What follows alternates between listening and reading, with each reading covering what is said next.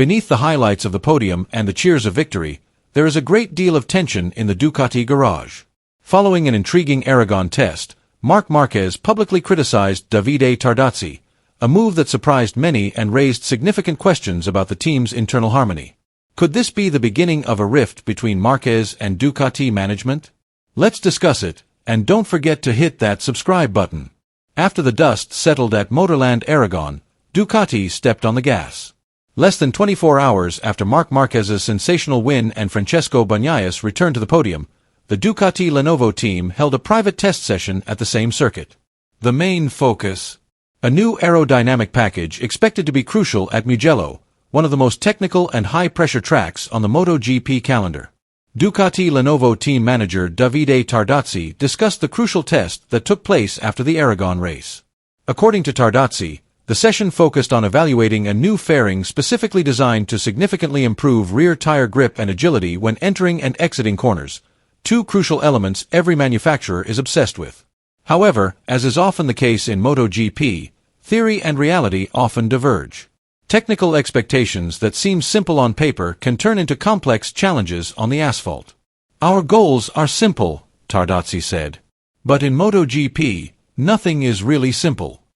Behind every dataset and test are small variables that can change everything, from track temperature to each rider's style to how each component interacts under extreme pressure. This is what makes MotoGP not just about speed, but also about the art of combining technology and instinct within the thinnest of limits. The test was emotional for Bagnaia. After months of struggling with the GP25, especially with braking and entering corners, he finally showed a glimmer of hope. "He's smiling again," said Tardozzi. "That means a lot." Pecco has noticed a significant improvement in his handling of the bike, especially on the front, which had been his Achilles heel. "We took a step forward," Bagnaia said. "I have more confidence under braking and more comfort when dropping the bike into corners. But the fairing is not perfect. In some corners, it helps, in others, it creates instability."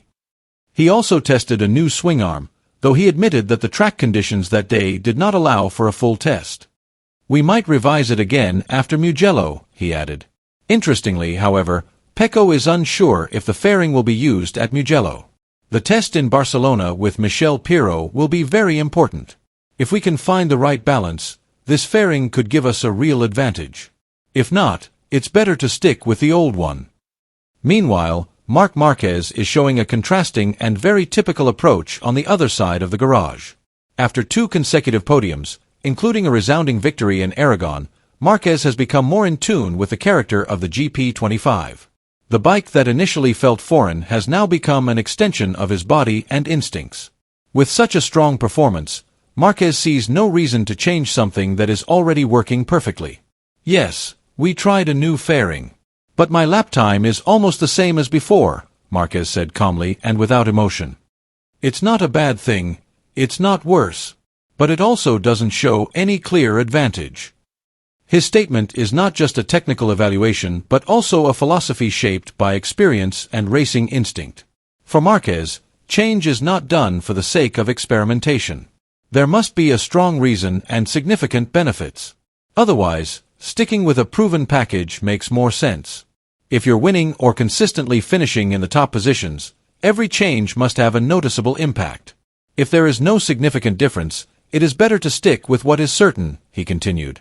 That statement seemed to signal, Márquez knows he's on the right track, and for now, it's best not to disturb the balance that's been created. Davide Tardozzi, Ducati Lenovo's team manager, understands the delicate dilemma they're facing. Marc is in a phase where everything is coming together: his feeling with the bike, his pace in the race, and his growing confidence. When a rider reaches a point where the bike feels almost perfect, you have to be extra careful. In such a situation, even small changes can be more disruptive than helpful, he explained. According to Tardozzi, Marc Márquez's current comfort zone is the result of a long adaptation process, and disturbing it without good reason could backfire on the team.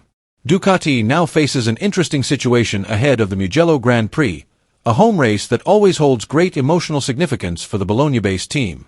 For Francesco Bagnaia, Mugello is holy ground. He often performs brilliantly there, records unforgettable victories, and establishes himself as a Ducati icon in the eyes of the tifosi. But this time, The conditions are different. Bagnaia arrived at Mugello not as a champion, but as someone looking to regain his self-confidence. He knows that if he can regain the feeling he used to have on the front of his motorcycle, his chances of becoming a title contender will be much better. Meanwhile, Marc Márquez approaches Mugello with a much calmer but more calculated attitude. This circuit has not been his territory throughout his career, and he has yet to prove his complete dominance on this track on a Ducati motorbike. However, Márquez knows that the momentum is on his side. After a series of impressive results, he doesn't want to take unnecessary risks. With the bike already feeling solid in his hands, Márquez prefers to maintain stability, avoid excessive experimentation, and build performance consistently. With two top riders taking two different approaches on the same team, Ducati now stands at an interesting crossroads. Mugello will be more than just a home race. It could be a defining moment of the season for both riders. The situation Ducati faces goes far beyond testing an aero package. It's a fundamental debate about the team's development direction amidst two major opposing forces. A Ducati insider said, "Every development now is like a vote in an election. Should we follow Marquez, who is on an incredible winning streak? Or should we support Bagnaia, who is fighting hard to get back to the top?" This question is not just about technical strategy. It's a long-term bet that could determine not only Ducati's direction for the second half of this season, but also the foundation of the team's internal dynamics for the 2026 season. If both riders continue to push for the Desmosedici GP25 to evolve according to their needs, the split could become real, and today's small decisions could lead to a big revolution tomorrow. Interestingly, Ducati's internal tensions are apparently not limited to the MotoGP paddock. The scent of conflict has also begun to permeate the World Superbike (WSBK) event, especially after Race 2 in Misano, which created tensions between Álvaro Bautista and Ducati management. Although Bautista managed to finish on the podium, he did not look happy. Rather than celebrating the positive results, he made sarcastic comments implying deep disappointment with the team's direction. His criticism focused on Ducati's decision to prioritize young riders like Nicolo Bulega over his experience and consistency as the defending champion. Someone might win the title, but Ducati still chooses Marc Márquez because he knows what he's doing technically, Bautista said. This statement clearly refers to the dynamics in MotoGP, but it also has a sharp subtext for the situation in WSBK. Bautista feels that Ducati is now too focused on instant results, sacrificing process and deeper technical understanding. He regrets that strategic decisions are made based solely on big names or market potential, rather than on a foundation of proven performance. If they looked further into the technical aspects of SBK, maybe the evaluation would be different, he said, sounding disappointed. Ducati now stands at a major crossroads that could determine the future direction of the team as a whole. On the one hand, two development philosophies are starting to collide. On the other hand, their two main riders, Marc Márquez and Pecco Bagnaia, have very different approaches to understanding the bike and racing strategy. The question now becomes increasingly crucial. Will Ducati play it safe by following Márquez's instincts, which have proven successful thus far? Share your thoughts below.